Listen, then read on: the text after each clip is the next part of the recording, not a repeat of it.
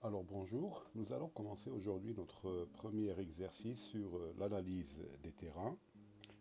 Il s'agit donc d'analyser ce, ce lotissement donc, qui est composé par trois lots, donc le lot A, le lot B et le lot C. D'accord? Donc ces trois lotissements. Le lot A avec une superficie de 400 mètres carrés, le lot B avec une superficie idem de 400 et le lot C avec une superficie de 430 mètres carrés. Ce qu'on peut voir, c'est que les lots ont des dimensions de 20 mètres par 20 mètres, donc 4, 10 et ici 6 mètres. Très bien. D'accord, nous avons une route principale que vous pouvez voir ici qui a une largeur de 8 mètres avec de chaque côté un trottoir de 1 mètre. Voilà, trottoir de 1 mètre. La même chose ici. La route ici est arrondie, donc elle est courbe, il y a un petit virage ici. Et puis vous avez une route transversale qui fait 7 mètres. Alors la même chose, vous avez des trottoirs qui font 1 mètre de large de chaque côté, ce qui laisse une chaussée donc de 6 mètres, carrossable de 6 mètres. Et ici, ça nous laisse une chaussée carrossable de 7 mètres. Vu que 8 moins 6 mètres, pardon. 8 moins 2, ça fait 6. Et ici, 7 moins 2, donc j'efface, ça fait 5 mètres. Voilà, donc j'ai une rue secondaire de 5 mètres, une rue principale de 6 mètres, et puis 4 lots. Alors la question que je voudrais poser à l'instant, c'est quel type de quel type de plan que auquel on a affaire ici. Donc on peut voir des lots, des routes. Et donc en cours, on a vu qu'il y avait trois types de plans. Donc il y avait le plan de masse, il y avait le plan de situation,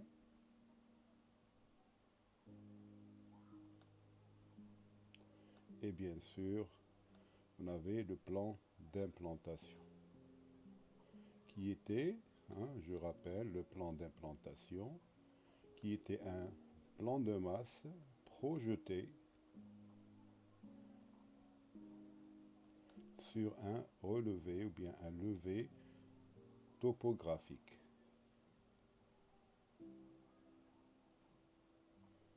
Alors, ces plans-là, est-ce que c'est des plans de masse? C'est certainement pas des plans de situation vu que l'échelle déjà c'est à peu près un centième à peu près. Donc c'est sûrement pas un plan de situation, car un plan de situation représente le projet dans son, je dirais, dans son milieu immédiat. D'accord? Ce n'est pas peut-être un plan de masse, parce qu'un plan de masse repère la construction, et ici on ne voit pas de construction.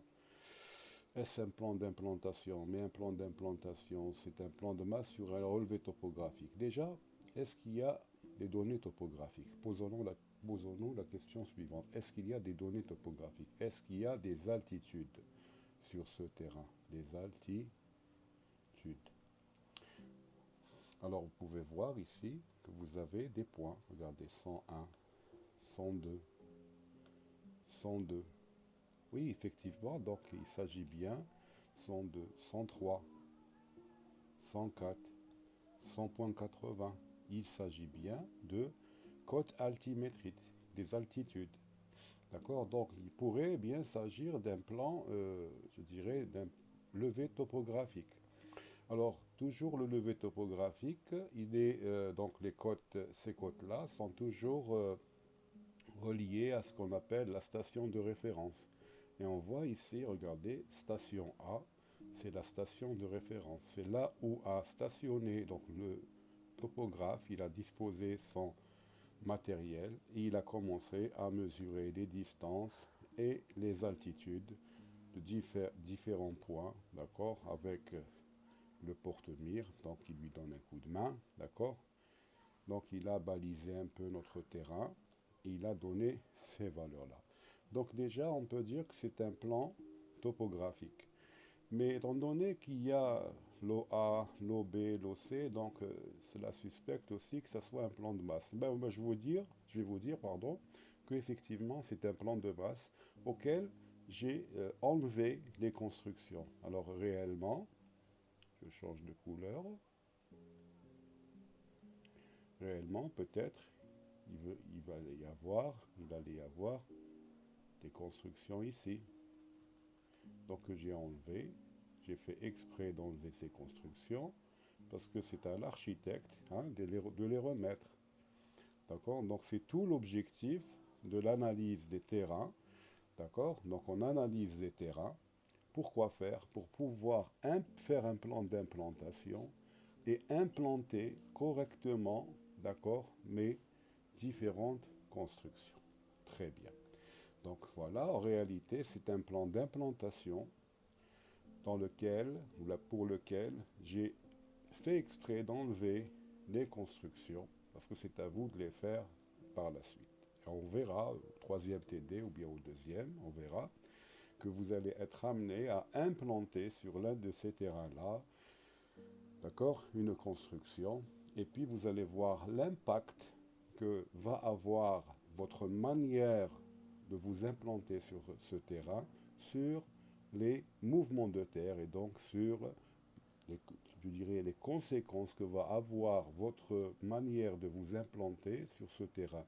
Et la première des conséquences, alors ce serait bien effectivement les déblais et les remblais que vous allez engager, donc tout mouvement de terrain. Alors, pour analyser donc correctement notre terrain, alors commençons d'abord par effacer tout ce qu'on vient de faire. Voilà, très bien. Essayons de voir un petit peu la topographie de ce terrain. Je dis bien topographie. Alors, si je vous demandais, d'accord, quel est le terrain, je dirais, le plus accidenté, c'est-à-dire qui va avoir le plus de dénivelé du début jusqu'à la fin. Du début jusqu'à la fin. Alors prenons le lot A en premier. Alors on voit, la route, elle est à 100, à l'altitude 100.00. Le trottoir, il est à l'altitude 100.20, c'est-à-dire qu'il y a 20 cm de là à là. D'accord? Puis on rentre dans le terrain, regardez, nous avons une cote altimétrique de 101. C'est-à-dire entre 100.20 et 101, il y a combien? Je fais 101 moins 100.20, donc j'ai 80 cm, 0,8 mètres. Donc je traverse encore le terrain et j'ai une autre cote ici à 102, regardez. Et donc entre 101 et 102, vous avez une différence d'altitude, combien? De 1 mètre. Et ici, 102, donc il n'y a pas de différence, ça veut dire que cette partie, je dirais, est plate. La même chose s'applique pour le lot B, regardez, c'est pratiquement les mêmes valeurs, donc il a la même topographie. Passons maintenant au lot C. Alors regardez, vous avez la route, elle est à 100.80, le trottoir, il est à 101, voilà, vous voyez la petite croix, donc il y a toujours 20 cm. Ici, nous avons 101, toujours 101, donc c'est plat ici. D'accord? Vous avez 101 moins 101, c'est 0, donc il n'y a pas de pente. Par contre, si j'avance encore un petit chouïa, je vais vers le point 103. Et donc j'ai 101 moins, plutôt 103 moins 101, je vais avoir, regardez, 2 mètres de dénivelé. 103 moins 104, je vais avoir de là à là 1 mètre de dénivelé. Donc, de là à là, je vais avoir combien? De 101 jusqu'à 104, je vais avoir la somme des deux. Donc, je vais avoir 4 mètres de dénivelé. Alors que pour les lots A et B, j'avais 100.20 et 102, j'avais une dénivelé totale. Si je cumule 80 et 1 mètre, j'avais une dénivelé totale de 1 mètre 80. Donc, on voit bien, regardez, qu'en traversant transversalement les terrains, dans ce sens-là. J'ai 1,80 m ici et 4 mètres là. Donc, quel est celui qui va être, je dirais, le plus accidenté? Certainement, c'est le lot C. Et donc, s'il fallait choisir un terrain, d'accord, on sait très bien que les lots accidentés, c'est des lots problématiques, d'accord, pour s'implanter, mais aussi, ils vont nous obliger à faire peut-être des murs de soutènement, hein. On verra plus tard c'est quoi les murs de soutènement et les différents types de murs de soutènement. Consomment beaucoup de béton, beaucoup d'acier, d'accord. Alors ici vous avez 4 mètres de dénivelé, donc peut-être 4 mètres de mur de soutènement. Ici uniquement 1,80 m, pas beaucoup. Et donc s'il y avait donc un choix à faire parmi ces trois terrains, d'accord, je choisirais sûrement le lot A ou le lot B. C'est pour cela que je vous propose maintenant de faire le profil. Parce que ce qu'on vient de faire jusqu'à présent, d'accord, ce qu'on vient de faire, c'est uniquement, si j'appellerais ça une gymnastique de l'esprit. C'est-à-dire on a essayé par l'esprit d'imaginer la topographie comme ça, ou bien la variation spatiale de la topographie de nos terrains. Mais ce n'est pas très scientifique tout ça. Alors, si on veut faire une étude d'un projet, il va falloir faire des profils ou, comme en architecture, vous allez avoir des vues en plan, mais vous allez ajouter ou bien accompagner ces vues en plan par des coupes. D'accord? Alors, pour les terrains, donc cette vue, elle est une vue en plan, suivant X et Y. On va accompagner donc nos vues en plan par des coupes qu'on appelle, lorsqu'on fait une analyse de terrain, on appelle ça des profils. On va commencer par le profil AA, puis on verra plus tard, à deuxième séance, d'accord, le profil BB. Très bien. Alors, je voudrais revenir juste par rapport au choix de la station A. Donc, c'est la station de référence. C'est l'origine à partir duquel tout est mesuré. Alors en général, lorsqu'on choisit une station de référence, ici en l'occurrence la station A, il faut s'assurer que cette station ne bouge pas, ne soit pas déplacée plus tard. Alors qu'ici, regardez, le topographe a choisi le croisement de deux routes pour mettre son appareil. Il est clair que la station doit être protégée, c'est-à-dire que le jour où je viens faire mon premier relevé de terrain, donc je prends toutes ces côtes-là, je les emmène au bureau d'études, je fais mon travail, c'est-à-dire je vais m'implanter, je fais tout le travail, c'est-à-dire je mets mes constructions, je fais mes profils, je fais mes calculs, mes plans de structure. Ensuite, je vais passer à la phase réalisation. Hein? C'est la phase réalisation qui nous importe le plus, c'est-à-dire on va faire appel toujours à cette station, parce que tout est lié à cette station. Donc, du coup, donc si cette station est perdue, donc toutes ces côtes-là vont être perdues. Donc la station doit être préservée.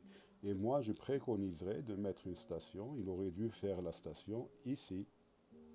D'accord? Station A. Il aurait dû faire sa station à ce niveau, la protéger, d'accord? Pour que le jour où on aura terminé tout notre dossier d'exécution et on passe à la phase réalisation, l'entreprise va revenir, on va lui donner le plan d'implantation avec ces côtes-là et cette station-là. Et l'entreprise va se mettre à cette station et va travailler toujours avec cette origine, donc avec cette station A. Et donc ici, c'est franchement le plus mauvais choix de station qu'on pouvait faire, vu que si une voiture passe, elle va déstabiliser la station. La station, généralement, alors si j'appellerais ça le sol, la station toujours est matérialisée par un piquet dans le sol. On enfonce un piquet dans le sol pour qu'elle soit matérialisée et on l'enrobe avec, d'accord, un peu de béton pour que ça ne bouge pas. Voilà. Et à chaque fois qu'on revient, station A, le topographe va venir mettre son appareil pile poil au-dessus de cette station pour que l'origine, toujours 0, X, 0, Y, est, dans l'occurrence ici, 100 en Z, soit toujours le même et on ne commettra pas d'erreur. Sinon, on aura des erreurs d'implantation et tout ce qu'on aura fait au bureau d'études sera parti en l'air. Attention, les stations doivent être protégées jusqu'à début des travaux et implantation sur terrain de nos constructions. Alors maintenant, nous allons passer donc au tracé du profil AA. Alors un profil AA, comme je viens de le dire, c'est une sorte de coupe. Alors cette coupe-là, elle est différente de la coupe, des coupes que vous faites en architecture. Alors en général, lorsque vous faites une coupe en architecture, et vous mettez des flèches comme ça, c'est-à-dire que vous allez couper de là à là,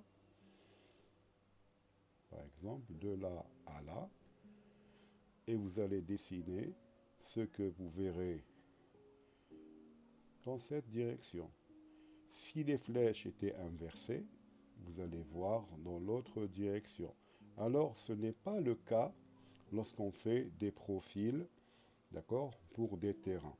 Donc, cette flèche-là n'a aucune raison d'être. Je l'ai rajoutée juste pour vous expliquer qu'il s'agit d'une similitude uniquement entre la coupe et le profil. Alors, en réalité, lorsque je vais faire une coupe sur un terrain,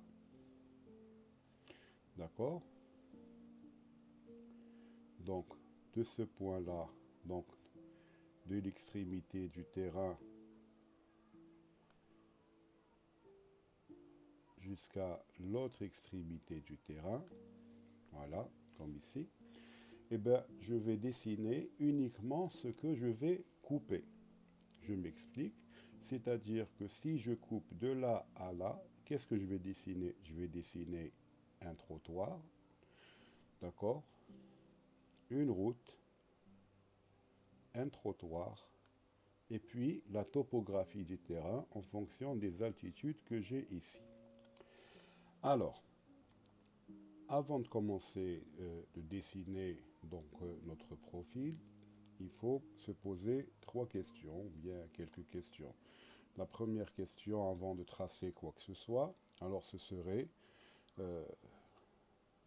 quel format papier, donc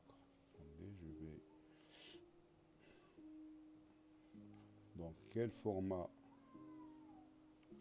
papier je vais utiliser. Donc le format papier que je vais utiliser. Alors en classe, je suis sûr qu'on va disposer donc d'un format A4. Qui dit format A4, donc va dire une dimension de 297 mm par 210. Donc nous allons avoir notre feuille qui est comme ça. 210 par 297. Donc déjà, on va dire qu'on va choisir le format A4. Donc c'est la première question à laquelle il faudra répondre. La deuxième question à laquelle il faudra répondre, c'est comment faire en sorte que ce profil-là rentre dans ce format-là. Et là, il s'agit de parler des échelles. Donc, quelle échelle utiliser? D'accord? Donc, on a choisi le format, donc A4. Et donc, quelle échelle utiliser? Alors, l'échelle, donc on se pose la question, quel est le rôle de l'échelle? Le rôle de l'échelle, c'est de faire en sorte que mon dessin puisse entrer donc, dans ce format-là. Et là, on va essayer de voir quelle est la plus grande dimension que je vais dessiner. Alors, quelle est la plus grande dimension que je vais dessiner lorsque je vais tracer ou bien faire un profil de ce point-là vers ce point-là? Donc la longueur totale, ça sera quoi? Donc ça sera 8 mètres plus les 20 mètres du terrain. Donc la longueur totale ça sera 28 mètres. Quelle échelle choisir pour faire entrer 28 mètres sur un format de 297 par 210? Alors, 28 mètres 297, on sera tenté de choisir l'échelle 1 centième. D'accord? Et dans ce cas-là, les 28 mètres, ça sera 28 centimètres. Bah, 28 centimètres et 29,7, là c'est en millimètres. Moi je juge que c'est un peu juste, d'accord? Donc on va laisser juste une petite marge là, juste une petite marge là. D'accord? Donc le profil va aller de là à là pour faire les 290. C'est pour mettre les 28. Pardon.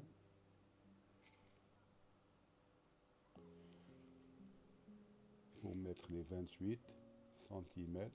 Oups, qu'est-ce qui m'arrive? Voilà. Pour mettre les 28 mètres en 28 centimètres. Alors c'est un peu serré. Donc je vais choisir une autre échelle. D'accord? Je vais choisir le 1 sur 200. Et dans ce cas-là, les 28 mètres que je vais dessiner ici, les 20 plus 8, donc ça va être au 200e, 14, ça va représenter 14 cm. Alors je pourrais même faire mon profil dans ce sens-là. Voilà. Puisque là vous avez 21 et là j'ai besoin uniquement de 14. Donc on peut dessiner le profil dans ce sens-là. D'accord? On peut dessiner le profil A ici et le profil B juste en bas. Donc on peut sur le même profil, profil AA, et là le profil BB, vu que les deux font 28 mètres, 28 mètres. D'accord? 20 plus 8, 20 plus 8. Très bien. Et donc du coup, d'accord, donc on va choisir l'échelle, donc 1 200e. 1 200e pour l'axe plan. C'est dans le plan. Donc en planimétrie, il faut le préciser, en planimétrie. Et vu que l'on va dessiner une coupe, d'accord, il y a aussi l'échelle suivant Z, c'est-à-dire l'échelle suivant le plan, suivant X, mais il y a aussi l'échelle suivant les altitudes, puisqu'on va dessiner un relief, d'accord, du terrain. Donc le Z, c'est l'axe altimétrique, c'est les altitudes, on va dire, et la logique me dirait que je vais choisir la même échelle. Donc je vais choisir le 1 200e pour l'échelle altimétrique. C'est tout à fait normal, vous me direz, en architecture, lorsqu'on choisit une échelle pour la coupe, on dessine suivant X et suivant Z avec la même échelle. Alors sauf que, attention, ici, l'échelle a un double rôle.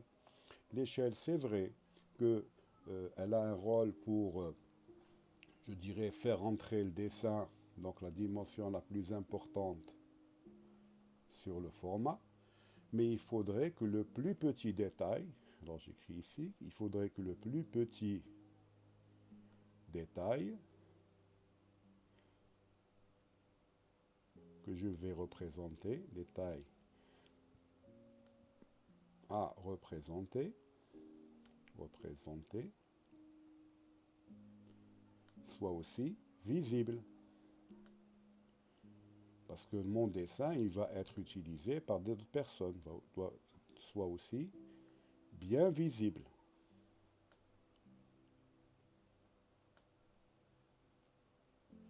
Très bien. Alors, quel est le plus petit détail que je vais dessiner en élévation? C'est-à-dire, quelle est la plus petite hauteur, plus petite hauteur que je vais dessiner.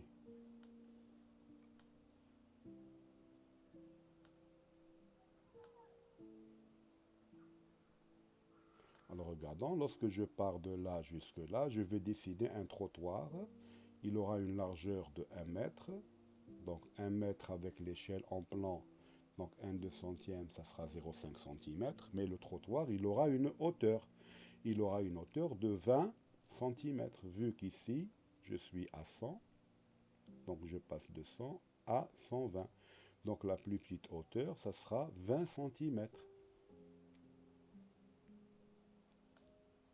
Alors, si je pars de 100.20 à 101, j'aurai 80 cm. C'est pas inférieur à 20. Si je pars de 101 à 102, c'est 1 mètre. C'est pas inférieur à 20 cm. Donc, effectivement, la plus petite hauteur que je vais dessiner, le plus petit élément, ça sera le trottoir. Et si je garde l'échelle 1/200e,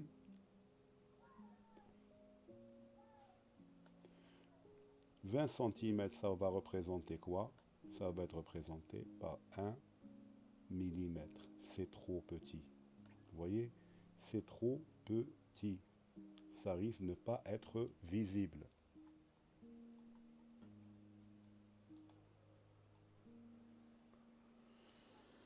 D'accord? C'est pour cela que pour l'axe altimétrique, pardon, que vous voyez ici, on va essayer d'agrandir. Au lieu d'avoir 1 mm, on va essayer d'avoir 2 mm. Et ça sera plus intéressant.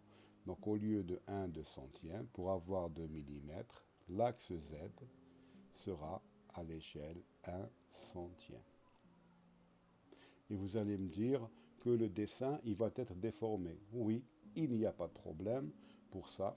L'essentiel, c'est que les détails puissent apparaître. Et surtout, ces détails je dirais, d'altitude et de différence de hauteur d'un point à un autre. D'accord? C'est hyper important.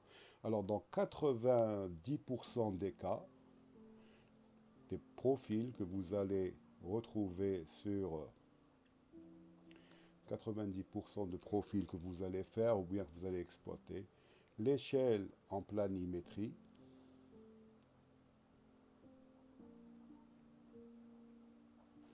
sera différente de l'échelle en altimétrie. Souvent, on ne garde la même échelle que lorsqu'on fait une conception architecturale, comme on l'a vu en cours, lorsqu'on veut intégrer une construction sur un terrain. Mais lorsqu'on veut faire une implantation et voir l'impact de mon implantation sur, je dirais, les déblais, les remblais, les banquettes, etc., j'ai toutes les chances d'avoir des échelles en planimétrie et en altimétrie différentes. Très bien. Alors, j'efface le tableau. Le troisième point,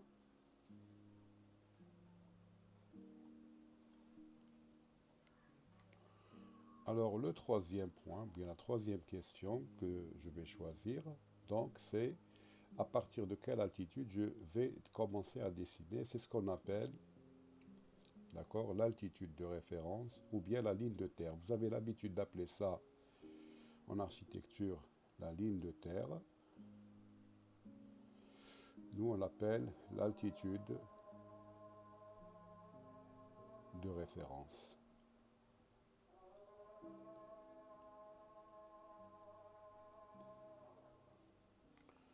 Qu'on peut appeler aussi la ligne de référence. Alors, c'est quoi cette ligne de référence? Alors, la ligne de référence, comme en architecture, c'est le point le plus bas que l'on rencontre sur la coupe. Alors, regardez, si j'ai une coupe de ce point-là à ce point-là, eh bien, l'altitude la plus basse, je vais écrire l'altitude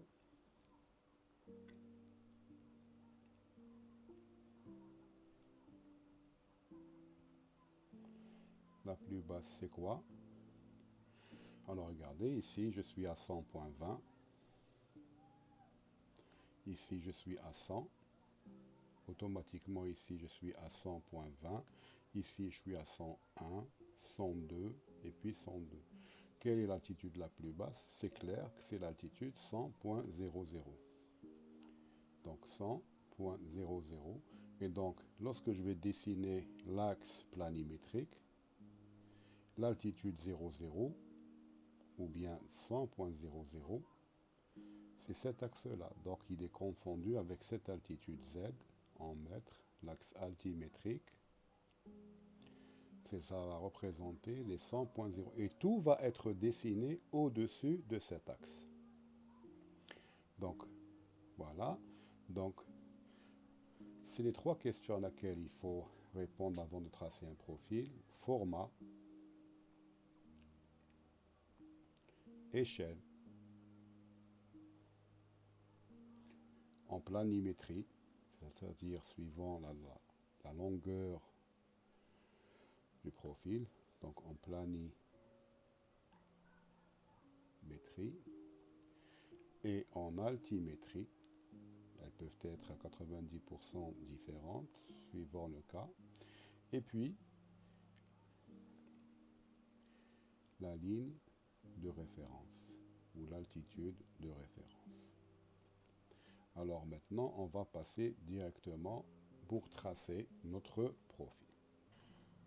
Voilà, donc commençons donc, par tracer donc notre profil AA. D'accord? Et donc, on va tracer l'axe, pardon, commençons donc par tracer l'axe planimétrique avec son échelle. On avait dit tout à l'heure que j'utilise l'axe planimétrique, l'échelle planimétrique, voilà, j'y arrive. Donc, son échelle, c'est 1/200e.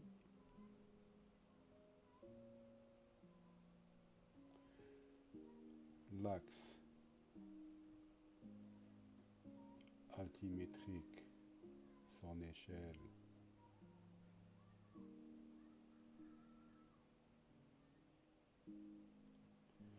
c'est 1/100e. Et commençons par tracer. Alors le premier élément que je vais couper, que je vais dessiner, c'est le trottoir. Le trottoir, il a une largeur de 1 mètre. 1 mètre avec une échelle de 1/200e, ça me fait 0,5 cm. Donc je vais avancer. Alors je vais dire que ça c'est 0,5 cm par exemple. D'accord? Donc je vais avancer ici, le trottoir. Son altitude, elle est de 2 mm parce qu'il a 20 cm et l'échelle 1 centième. Donc je vais avoir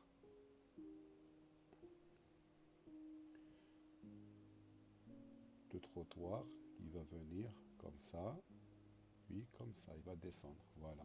Là j'aurai 0,5 pour les 1 mètre et 2 mm pour la hauteur parce qu'il fait 20 cm à l'échelle 1/200e. Ensuite, je vais traverser la route qui fait donc 8 moins 2, qui fait 6 mètres. Et donc, je vais avoir 6 carreaux. Donc, 1, 2, 3, 4, 5, 6 carreaux. Donc, la route, elle va se terminer ici. Et je vais avoir, regardez, dès que la route se termine, je vais avoir le même trottoir. Voilà. Il y aura... Voilà. Bon, j'essaie de dessiner du mieux que je peux. Voilà. Donc 0,5 cm en hauteur, plutôt 0,5 cm en longueur pour les 1 mètre et 2 mm en hauteur. Alors les 6 mètres de la route. Donc 1, 2, 3, 4, 5, 6. Ensuite, regardez, une fois que j'aurai décidé le trottoir, l'autre point, c'est quel point? C'est le point qui est situé ici. Regardez, 101. Regardez cette donnée. Donc 101. D'accord? Elle est située à 6 mètres. Vu que 20 moins 14 égale 6. Donc j'avance de 6 carreaux. 1, 2, 3, 4, 5, 6. Donc je suis là. Je vérifie. 1, 2, 3, 4, 5. Non, je suis ici. Et je dois monter de combien? Donc de 1 mètre. D'accord? Alors je vais dire que 1 mètre, c'est à peu près là. j'aurai mon point qui serait à peu près ici, à 1 mètre. Donc je trace le point 101, j'écris à côté 101, alors j'avance de 10 mètres, 1, 2, 3, 4, 5, 6, 7, 8, 9, 10, très bien, et j'ai la côte 102 par rapport à 101, donc 0,5, 1 mètre, 1 mètre 50, 2 mètres.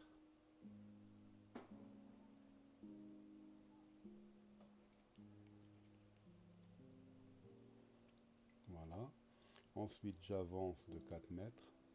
Je suis toujours à 102, donc 1, 2, 3, 4. Je suis toujours à la même altitude, 102.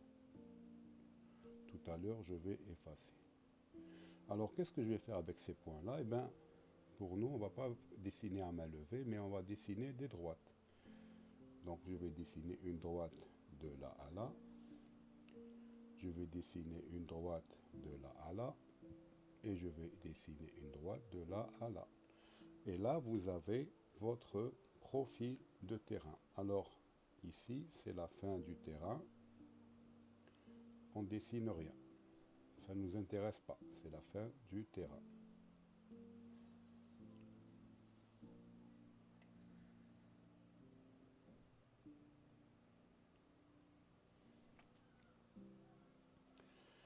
Alors, pour agrémenter donc mon terrain, je peux faire des hachures pour dire que c'est un terrain naturel.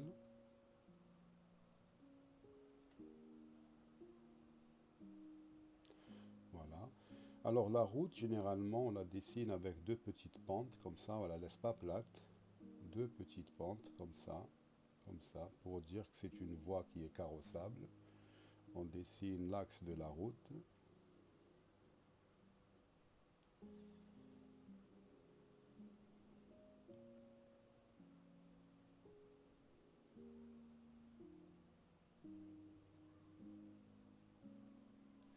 Voilà. D'accord. Généralement, nous avons des pentes de 1% pour permettre aux eaux pluviales de s'écouler. D'accord. Et voilà, donc vous avez votre profil terrain. Alors on aurait pu dessiner ce point-là à partir du bas. Bon, je peux le faire. Pas à partir du trottoir. Voilà. De ce point-là à ce point-là. Voilà. Vous avez le choix, c'est pas très grave.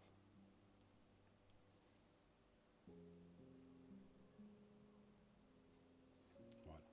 Et donc c'est mon profil terrain. Regardez, c'est un dessin qui est conforme avec une certaine échelle, les distances sont respectées. Alors je mets ici AV pour dire axe voirie, l'axe de la voirie. D'accord. Les trottoirs. Voilà. Alors ça reste tout de même quand même un schéma. Ce n'est pas vraiment un dessin technique, ça reste un schéma. Et bien ce schéma-là, donc je disais, ce schéma-là n'est pas suffisant tout seul. Il va falloir, comme pour les plans d'architecture, coter tout ça. Et donc vous allez voir maintenant comment on cote ce genre de profil. On va passer à la cotation, aux différentes cotations pour les profils. Elle est vraiment différente de la cotation en architecture que vous connaissez. Vous allez voir ça tout de suite. Alors donc, les cotations que l'on va faire pour les profils sont un petit peu spéciales. Elles se font toutes vers le bas. C'est-à-dire que vous allez avoir des cotations vers le bas comme ça.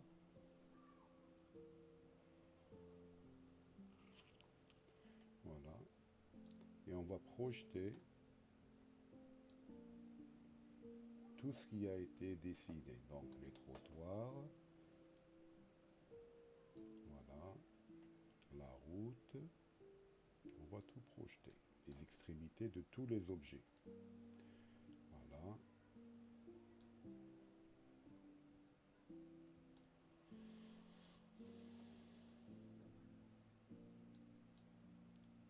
Alors pour le terrain, et on va projeter les points dans lesquels, ou là pour lesquels on a les altitudes. Voilà, 101, et puis là 102. Le premier, plutôt la première ligne de cotation que l'on va faire, elle va être horizontale, de là à là, à la fin du terrain, que l'on appelle les CTN. Ça veut dire quoi CTN? CTN, ça veut dire tout simplement les côtes terrain naturel.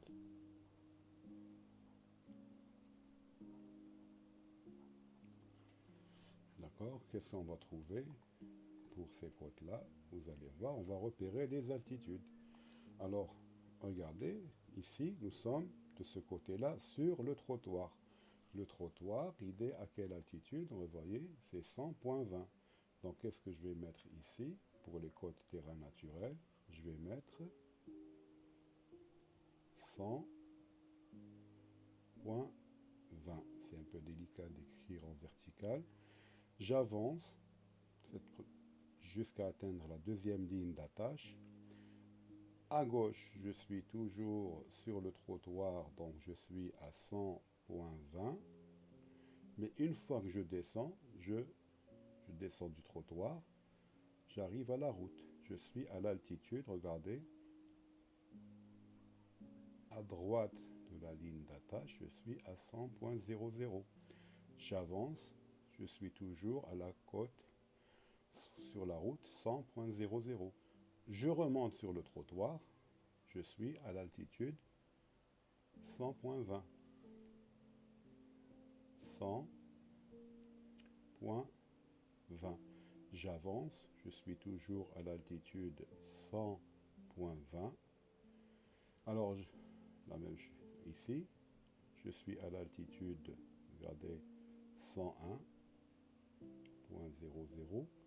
J'avance, je suis à l'altitude 102.00. Et là, à la fin, je suis toujours à l'altitude 102.00. Alors, ce sont la première ligne de cotation. La deuxième ligne de cotation, vous allez voir qu'il va y en avoir plusieurs. Dessin, forme, deuxième ligne de cotation. Ça sera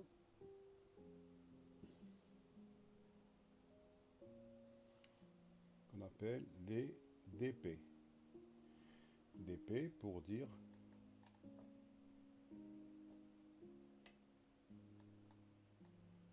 revenir ici, DP, c'est les distances partielles. Distance partielle.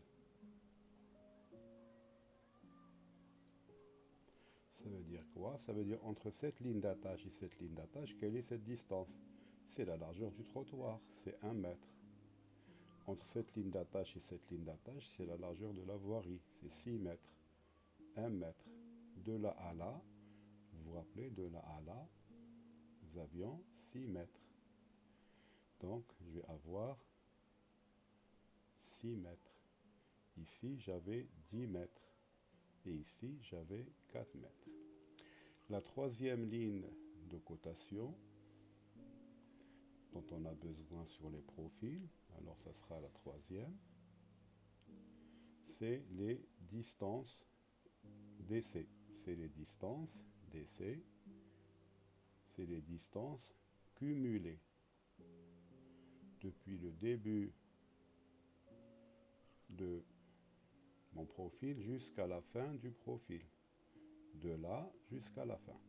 Alors, regardez, si j'appelle ici le 0, 0, donc je suis au début de mon profil, je suis à 0.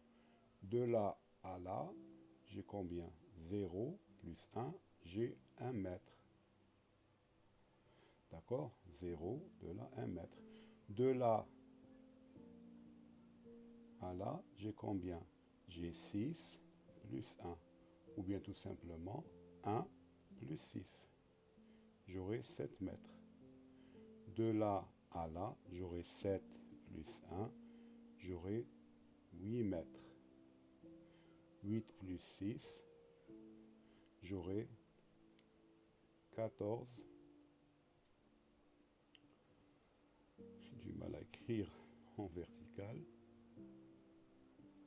14 mètres. 14 plus 10, ça fait 24.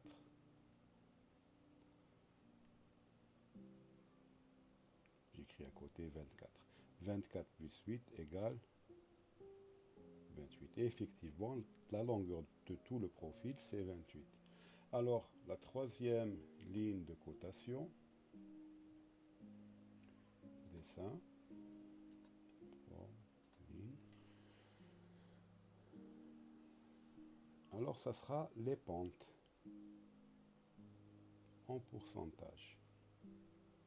P en pourcentage, c'est les pentes. Alors la pente, c'est quoi? Supposons que j'ai un terrain qui est incliné comme ça. J'ai, par exemple, l'altitude ici que je vais appeler l'altitude terrain naturel 1. Ici, je vais avoir l'altitude terrain naturel 2. Là, ici, j'ai la distance partielle entre le point 1 et le point 2. J'appellerai distance partielle 1, 2. La pente, c'est quoi? La pente, c'est la tangente alpha.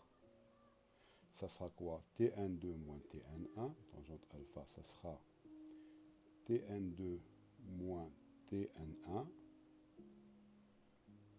divisé par la distance partielle 1, 2. Voilà, commençons donc. Ici, vous avez l'altitude Tn1 est égale Tn2, donc Tn2 moins Tn1 sur le trottoir, c'est plat, donc ça, la pente, ça sera 0%. La route, elle est plate, donc Tn 100 moins 100, donc Tn1 moins Tn2, 100 moins 100, divisé par la distance partielle qui est 6, ça sera 0%. Ici, kiff kiff, d'accord, 0%. Alors pour cette partie-là, qu'est-ce qu'on va avoir? On va avoir 101 moins 100, on va avoir 1 sur 6. 1 sur 6 c'est égal à 13%, je crois. On va voir la calculatrice. D'accord. 1, je divise 6, 16%, voilà. Donc je vais avoir ici une pente de 16%.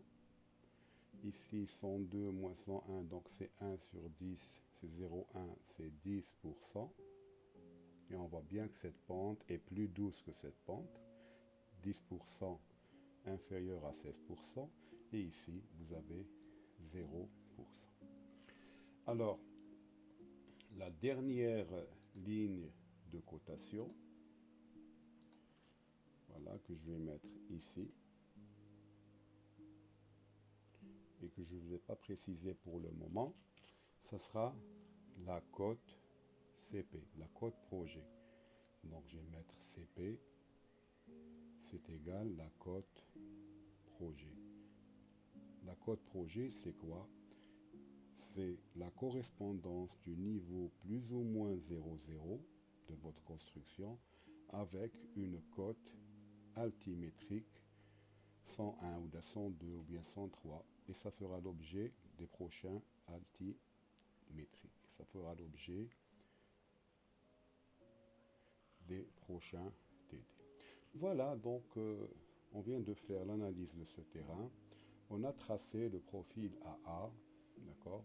Il reste maintenant à tracer le profil BB. Donc je vous laisse le soin d'essayer de le faire par vous-même. Et donc au plaisir de se revoir sur une prochaine séance. Donc essayez de faire le profil BB.